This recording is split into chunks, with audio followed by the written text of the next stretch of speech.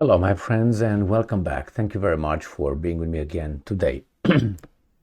As you probably know, there you go. Sorry. As you probably know, Slovakia has a new government, and the prime minister of that new government stated on multiple occasions that he will not support Ukraine, will not provide Ukraine with aid anymore, with military aid. And well, now he's got his chance to confirm that what he said he's doing. And that's exactly what this prime minister is doing. So let me show you a few articles here. The first one from Sputnik. Slovak government blocks proposal of their predecessors to send military aid to Ukraine. This is the prime minister of Slovakia. Now, I made a few videos regarding this, and for instance, I started with the one on the bottom. October 1st, Slovakia elected a patriot as prime minister, and he says, my people have bigger problems than Ukraine. This is what he said. Slovakia will definitely continue military support for Ukraine. That's a NATO guy said that. Russia interfered in Slovakian elections. Obviously, Slovakia halts military aid to Ukraine. The beginning of the end. Slovakia's independence. New prime minister let them negotiate peace for 10 years. This is what he said. And now he's doing this. Now this comes from Sputnik, so I'm going to use some approved media outlets from Ukrajinska Pravda. Slovak government does not approve 40 million euros in military aid to Ukraine. That is about what, $43 million. Military aid. The Slovaks did not say that they will prevent their military company, their arms companies, arm manufacturing companies, to provide if the Ukrainians buy it. So that means the government of Slovakia will not provide aid, but if the Ukrainians contact the Slovakian firms, arm manufacturing companies, to buy weapons, they do not impose an embargo or anything like that. That's a private thing for them. Now, I don't know if the same thing applies to the government-owned military contractors or companies, but let's see, maybe this article reveals something like that.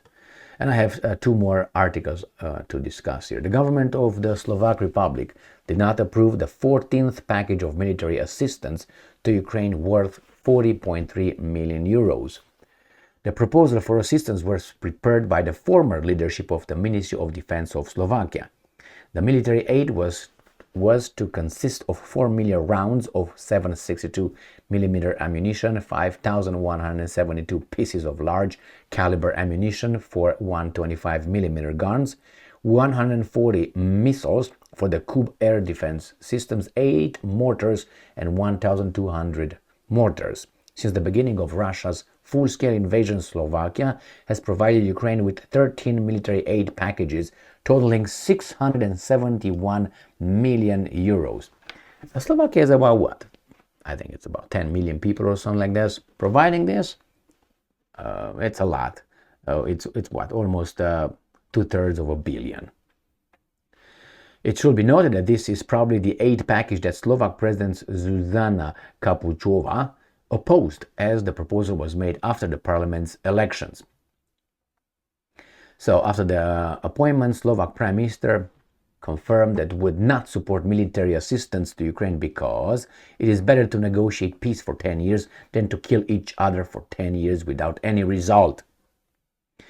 At the same time, the Prime Minister promised not to prevent Slovak companies from producing and supplying weapons to their customers, including Ukraine. Smart people, smart people. And here it is. This is from the 26th of October. Prime Minister says Slovakia won't provide any military assistance to Ukraine. This guy, and he kept his word. And you like when you see a how do you call it? A politician keeping his word. So yeah, good for them. They provided already what, 670 million euros of aid, 13 packages or something. Well, it seems like Slovakia gets out of Al Capone's plantation. I don't know how long the Prime Minister and his coalition will survive, but it's a good step in the right direction, which is stopping the war. It doesn't mean that you have to, deplete one side of means to defend themselves. I think the whole thing should start from Al Capone, which is the United States of America. They have the first seat here, the pole position. The driver's seat is United States of America. Russia could end this war in two ways, but they're kind of crazy. One is, bombing the shit out of Ukraine, which I don't think they will do it. They don't need to. And the other one is just capitulate, which would means Russia will become forever a slave state, not a vassal state, a slave state. Why? Because these guys are not going to let Russia ever come back again and be strong.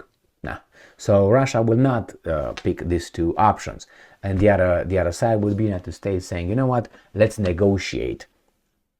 Ukraine has no say in this. I mean, don't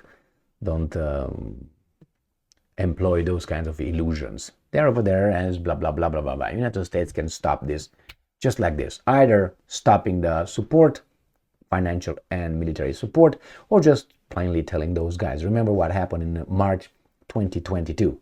Ukraine was ready to sign some concessions to Russia, and the Americans came and said, hey, what are you talking about? Smack, go back and clean your room. That's exactly what they did.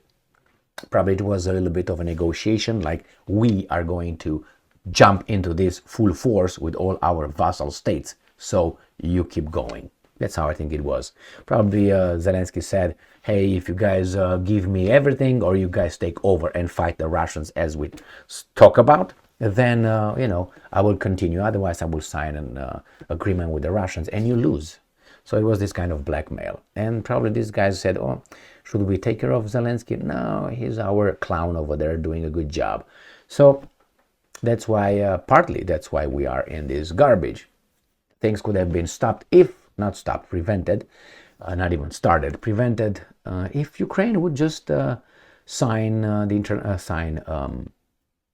implement international law, which is Minsk Agreements 1, Minsk Agreement 2. Those are signed and became international law, which the Ukrainians did not want to implement. And then the French did not want to do that either. If you remember, Angela Merkel said that in that interview that she had. And then you had, Hollande of France, the same thing. And then you have Poroshenko, then president of Ukraine, said the same thing during that prank interview. So they said, we had no intention on, we just wanted to buy time so we can arm and fight the Russians. But even with that arming, it did not help them. It did not help them because without the full support of the Al Capone and his vassal state, Ukraine would have collapsed in 2 weeks. That's my assessment of that. Based on facts and evidence, it's not like I just woke up. They wanted to negotiate, if you remember. They negotiated 5 times before they met in Turkey. And when they came from Turkey, who landed in Kiev? Boris Johnson, the Prime Minister, then Prime Minister of Great Britain. Why? Do you think just to give them cookies or what? No, and then the next day the Ukraine said, you Russians, we're going to keep fighting. What a coincidence. Thank you very much for being with me again today. Stay strong, stay smart, look for the truth, and be just.